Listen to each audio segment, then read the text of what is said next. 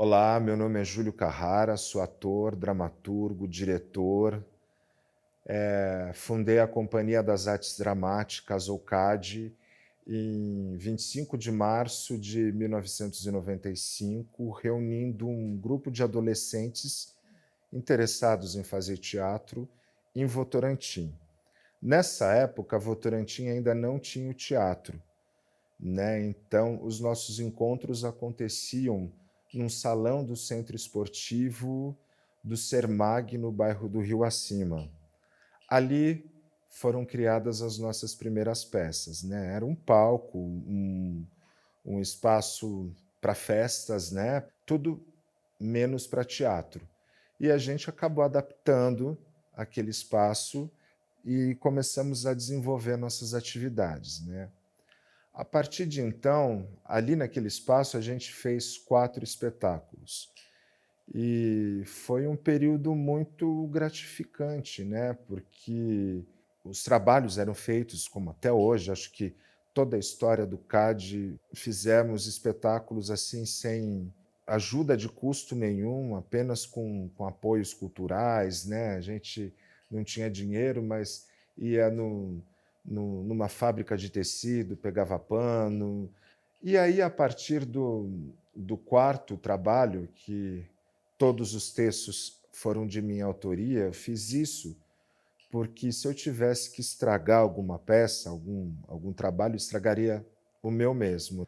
A partir daí, do quinto trabalho, a gente saiu desse espaço, né, do Sermag, lá em Votorantim, e fomos para o salão da EMEI Helena Pereira de Moraes, o Parcão, onde hoje funciona o Teatro Auditório Municipal de Votorantim, né? E ali não era como é hoje, não tinha marginal, enfim, era muito, assim, era uma aventura chegar lá, né? Porque a gente estreou o espetáculo em janeiro, temporada de chuva, então ali era só barro, né? E, e era muito, vendo agora, era muito gostoso, né? Porque não tinha a estrutura que tem o teatro hoje, né? Era um espaço, assim, cheio de janelas, né, onde já se viu, não dava para fazer espetáculo à tarde ali de jeito nenhum, porque aqueles janelões imensos.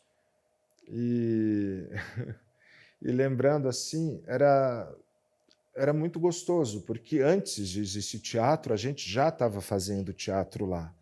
Lembrando também que o CAD foi o primeiro grupo a fazer um espetáculo teatral pós-inauguração. Após a inauguração, foi a primeira peça de teatro a ser encenada lá.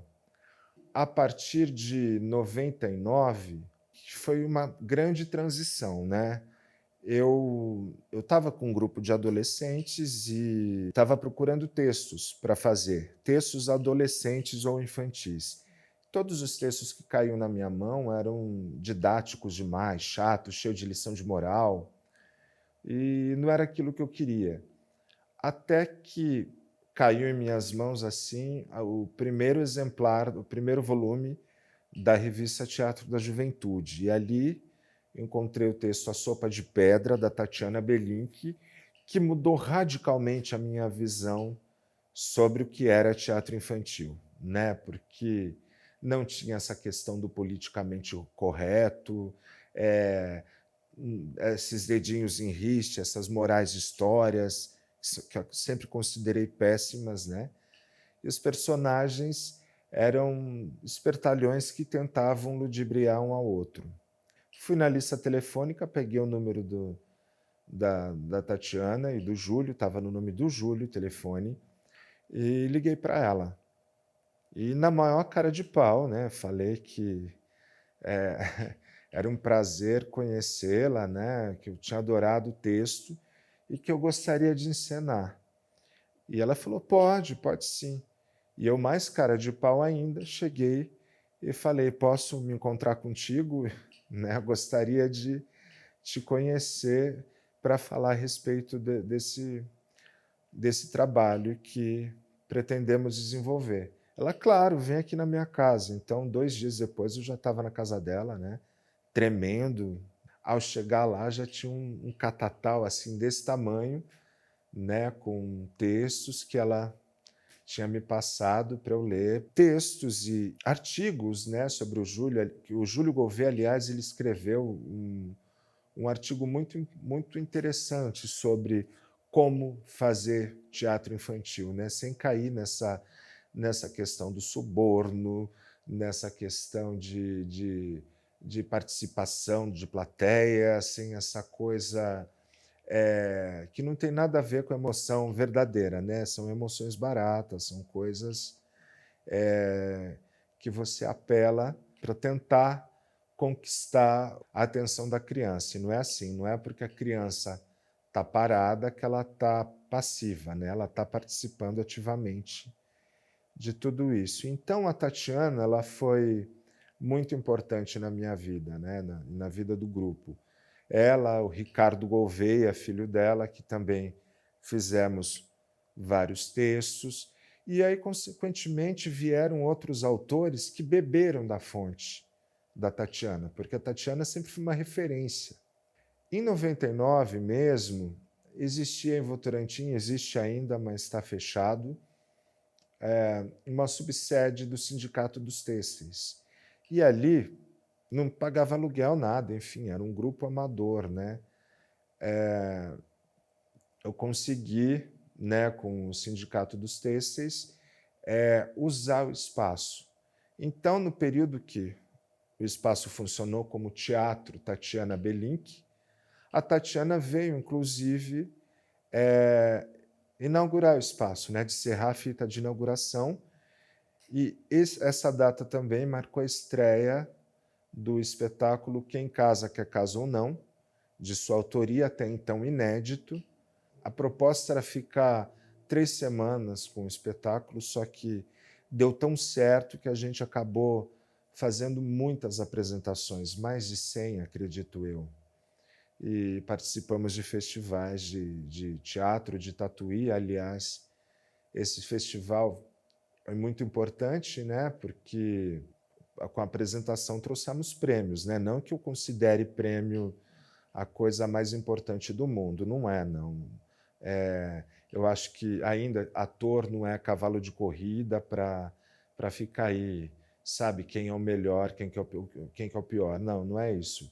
A gente já estava terminando assim uma reforma que fizemos lá no Tatiana Belink, pediram espaço porque os sócios, né, do sindicato estavam reclamando que ali tinha muita peça e eles não podiam fazer festa. Claro, né, fazer o quê? Mas nós, nesse período, foi um período muito rico, né, porque tivemos a oportunidade de um ano fazer 7 espetáculos. Né, e todos os finais de semana de 99, aquele espaço era utilizado. No final de 99, 2000, eu fui para São Paulo, mas aos finais de semana estava ensaiando e assim, mambembando, cada hora num espaço diferente. E aí, em 2005, estava muito complicado. Eu acabei fazendo um espetáculo no Sátiros, A Vida na Praça Roosevelt, e era muito puxado, né? A gente ensaiava cerca de 8 a 10 horas diárias, então não dava para conciliar as atividades do CAD. Então, foi um período de pausa, né, que eu fiquei 8 meses, 10 meses entre ensaio e apresentações. Aí, no final do ano, né, comecinho de 2006, eu saí do espetáculo, ele continuou sem mim, né, claro, e para voltar a desenvolver as atividades do CAD. E aí que, nesse ano, o grupo se profissionalizou, né? Porque até então todo o trabalho era feito de forma amadora. E eu tenho muito orgulho disso, né? Não é porque é amador que é ruim, não. Comecei a trabalhar com atores profissionais e fizemos vários espetáculos em São Paulo até então. Isso foi até 2009, 2010, e eu sempre, assim, fui e voltei, né? Eu não fico nessa coisa de Ah, vou me acomodar num lugar só. Não, não, eu não tenho problema nenhum em trabalhar com teatro estudantil, teatro amador e teatro profissional. Todos eu trabalho da mesma forma. Claro que eu não vou falar com um aluno de 10, 12 anos da mesma forma que eu falo com um ator profissional, né? Claro que existem coisas diferentes por aí. E aí, certa vez, eu encontrei com um amigo meu, né, que era técnico de uma emissora de rádio, e ele falou que o Sidney Carbone, que era o diretor das radionovelas, estava selecionando atores para participar dos projetos. Achei muito legal, né, porque eu sempre ouvia radionovela com a minha mãe quando era pequeno e tal, e nunca tinha passado por essa experiência. Aí ele me passou o contato do Carbone, liguei para ele e falei que tinha adorado, né? Poderia fazer um teste lá, mas como eu estava em cartaz, numa temporada grande em São Paulo, não dava para conciliar as duas coisas, né? Aí eu falei que eu poderia tentar escrever alguma história, né? Até para poder exercitar isso. E foi aí que eu senti uma grande dificuldade, porque eu, como dramaturgo de teatro, né, eu sempre fui muito visual nos meus textos. E aí, como roteirista de radionovela, você tinha que trabalhar só com a palavra, né? Palavras e sons. Você não tinha imagem, não tinha esses recursos. E eu pedi um capítulo para ele, que ele me passou, para eu ver como era a carpintaria, como se escrevia. E aí fiz a minha primeira história, que é Uma Canção para Você, que é um trabalho que eu gosto muito. Depois escrevi uma segunda e logo em seguida, após a Morada do Sol, que foi a segunda, ele faleceu. E aí esse trabalho de mais de 40 anos, com Alderico Amêndola, passando para o Carbone, que era uma tradição, essas novelas em Sorocaba. Aí, como eu soube pelo Dado Carvalho, que fazia parte do grupo, que o grupo poderia acabar, porque não tinha ninguém para escrever. E nisso falei, não, não tem como acabar esse trabalho, né? Eu posso escrever. Só que eu não fazia ideia da enrascada que eu tinha me metido, porque cada capítulo tem em média de 15 a 20 laudas. E eu tinha que escrever por dia esse número. Então, o que aconteceu? Eu praticamente me isolei, né? É uma coisa, ou me isolava ou não faria. Mas como eu sou teimoso, fui lá, me isolei, ficava escrevendo. Nos primeiros, as primeiras semanas, nos primeiros meses, eu chegava a 15, 16 horas escrevendo, né, por dia, porque não é assim, não sai tão fácil. Eu sempre fui muito crítico.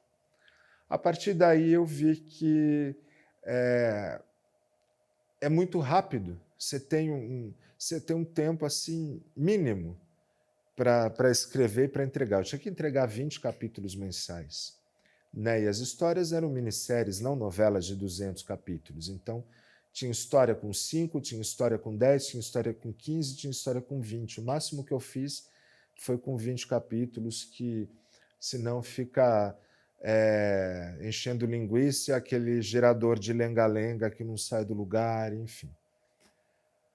Aí eu sei que no final, eu permaneci na rádio ali por acho que 7, 8 anos, foram 54, 55 radionovelas escritas nesse período, e no final estava escrevendo um capítulo em 3, 4 horas, né? Então aí minha vida voltou ao normal, podendo sair e tudo mais.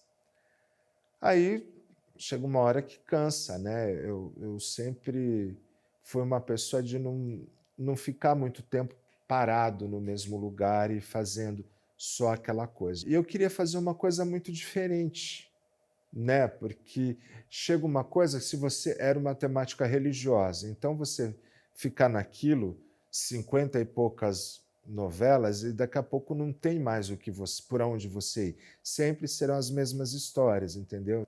eu chamei um grupo, né, e falei: "Vamos fazer audiodramas. Em vez de novelas, a gente vai fazer pequenos contos, né, com um número menor de páginas".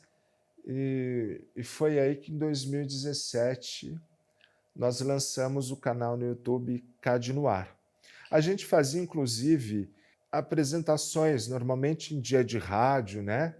Lá na Biblioteca Infantil de Sorocaba, né? E o Zé Rubens sempre gostou desse trabalho, então nos ajudava muito. Então a gente ia lá, isso na época que a gente estava na rádio ainda. Fazer radionovela ao vivo, mostrar como os efeitos aconteciam e tal. Fizemos muitas apresentações, eu não sei calcular o número. Mas era muito divertido, né? Porque você vê em plena internet, né? As pessoas, será que as pessoas realmente param para ouvir? E esses contos eram de realismo mágico, né? E trabalhava também com a teoria de Sete Além, que é uma espécie de universo paralelo para onde caminhavam os personagens, e todo conto acabava em morte. Então era um conto de mistério, cada conto tinha uma estética diferente, porque eu sempre gostei muito de experimentar, né? Então você vê desde o nosso primeiro, que foi o Anel, que é um dos meus prediletos, e, e que aí tem a história do defunteiro que quer roubar o anel de brilhantes, de ouro, sei lá, não lembro, que, enfim, um anel muito valioso do defunto e tal, e trabalhava com essa questão do deboche, do picaresco, né, do grotesco. Então, eu sempre gostei disso, de bufonaria, de clown, né? E personagens assim simples. A gente começou a gravar, né, de forma muito amadora, amadora assim, sem muitos recursos, né? Mas o resultado, né, tá, esse programa continua no ar, tá lá ainda, num total de 150 episódios.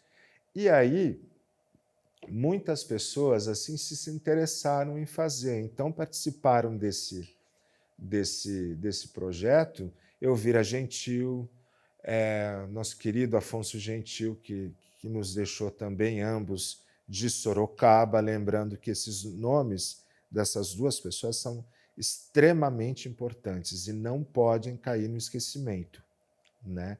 Neuza Maria Faro também, de Sorocaba, participou das nossas gravações, Sônia Guedes, Gésio Amadeu, Gabriela Rabelo, Lucélia Machiavelli, Cibele Troiano, enfim, uma galera maravilhosa, né? E foram 2 anos fazendo esse trabalho que me deu muito prazer e está aí para quem quiser ouvir, né? E outra coisa engraçada, porque não era, né? Como que pode colocar um conteúdo que é áudio, né, numa plataforma que é de vídeo, visual? E funciona. Foi planejado fazer uma série, era até de 200 capítulos, mas eu resolvi antecipar, né, porque estava indo tão legal, então melhor terminar lá em cima do que ficar aquela coisa que não acaba mais, infindável e chata. Fazia muito tempo que eu não fazia nada da Tatiana. E aí fiz a Onça e o Bode. E, consequentemente, em casa de minha tia tinha um quintal, e eu olhava para aquele quintal assim, e acabei falando para ela: tia, posso construir um teatro aqui? Ela: claro que pode, né? Enfim, o espaço que era um quintal é onde está hoje o Teatro Tatiana Belink. O teatro foi inaugurado em 7 de dezembro de 2019, né? Nós fizemos 3 ou 4 finais de semana de apresentações. A família da Tatiana esteve presente para a inauguração. E aí veio a pior coisa que poderia acontecer. 2 meses depois, o teatro inaugurado, né, justamente no período, não, vamos descansar, porque o ano foi muito corrido, né, 2019.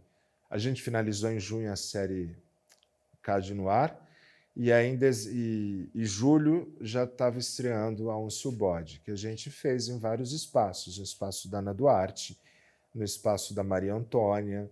Aliás, é uma coisa muito bacana, né? Esses espaços, né, pequenos, né, de bairro da cidade. E eu acho que todo bairro deveria ter seu teatro, seu espaço, por minúsculo que fosse. Aqui o Tatiana Belink foi construído para 20 pessoas, só que devido à pandemia isso já caiu pela metade. Eu acredito que seja o menor teatro do mundo, mas não importa. Espaço que vai estar sempre aberto para apresentações, para tudo, né? Para exibição de filmes, para lançamento de livro. Será um espaço multimeios, né? E a partir do momento que veio a pandemia, eu fiquei assim muito desesperado, acho que como todo mundo ficou, né? Não saber o que vai ser, né? O teatro recém-construído, que é onde eu estou agora gravando, parado, fechado, né? Então eu conversei com um amigo meu de São Paulo e Robson, que já tinha trabalhado comigo, a gente trabalhou muito tempo juntos, e falei, vamos fazer uma leitura aí, vamos fazer uma brincadeira aí para, né, para não ficar sem ensaiar, vamos ler alguma coisa, um texto meu qualquer, e vamos fazer uma live? Ah, vamos. Daí chamei os outros amigos e era naquela fase de explosões de lives, né? Tá todo mundo fazendo live e eu falei, então vamos fazer live tal dia. Acho que era um sábado que a gente marcou. E na semana que antecedeu o sábado, eu vi alguma live aí qualquer e vi que estava travando, né? Ou a pessoa lia o texto ou a internet caía, aquilo ficava incompreensível. Falei para ele, não vamos fazer live nada, vamos gravar, porque aí corre menos risco, né? Se tiver algum erro, volta, depois corta e o texto chega limpo. E assim foi, a gente gravou a primeira leitura, mas aquilo foi dando uma vontade de continuar fazendo. Então, fizemos uma segunda, uma terceira. Eu fiz 18 textos meus, que era a mesma coisa de quando eu comecei a fazer peças com o CAD, com o meu grupo. Se tivesse que estragar uma peça, eu estragaria uma peça minha. Depois dessa experiência de 18 textos meus, e já aprendendo a lidar com essa ferramenta, né, com esse monstro, que eu não sei que nome dá. E aí eu falei, não, agora que já está tudo ok, vamos incrementar mais isso aí. Então, fazer um panorama do teatro brasileiro da década de 60, com autores vivos, até os tempos atuais. Então, a primeira autora que eu convidei para abrir o ciclo foi a Renata Palottini, né? Então, por sorte, ela participou, né? Foi super generosa e pôde ver o seu ciclo completo, né? Porque ela faleceu algum tempo depois. E depois da Renata veio o Lauro César Muniz. Aí tem a Consuelo. A Consuelo não pode faltar, né? Geração lá de 69, né? Só que como ela havia falecido, o filho dela foi muito muito bacana, Pedro Venceslau, e contou, né? Porque todo o programa, antes de entrar com as leituras do texto em si, nós fazemos um bate-papo, né? Para que o público conheça a vida e obra do autor e tal. E aí, a partir desse terceiro ciclo que eu já falei, não, então nós podemos trabalhar com autores vivos e mortos. Aí veio Maria Adelaide Amaral, não, Leila Assunção, Maria Adelaide Amaral, eh, Maria Adelaide Amaral, Plínio Marcos, Jean Francisco Guarnieri, Carlos Queiroz Teles, Márcio Souza, João das Neves e agora o Carlos Henrique Escobar. Então, dramaturgos assim de extrema importância. E isso foi ganhando uma dimensão que eu jamais esperava. Vários atores estão participando, né? Alguns com participação especial, outros com mais frequência. Isso que eu acho o máximo, né? Gabriela Rabelo está aí, que foi minha professora e hoje estamos trabalhando juntos. Cláudia Dalla Verde, Zeca Capellini, Cibele Troiano, Tuna Dueck, Maiara Magri. Nesse ciclo também, principalmente o ciclo Consuelo de Castro, vários textos nós fizemos para homenagear determinado ator. Então, a Miriam Meller leu A Flor da Pele, né, personagem que ela tinha feito em 1969, né, na inauguração do Teatro Paiol e na estreia da Flor da Pele, peça de estreia de Consuelo. Aí o Paulinho Goulart Filho e Bárbara Bruno fizeram um aviso prévio, né, para homenagear os pais Paulo Goulart e Nissete Bruno. E Maiara Magri fez Louco Circo do Desejo, que ela havia feito com Humberto Magnani. Só que quem fez a leitura com a gente foi o Beto, filho do Humberto. Então, cada ciclo, né, tem uma importância muito bacana e assim, você resgatar a história, né?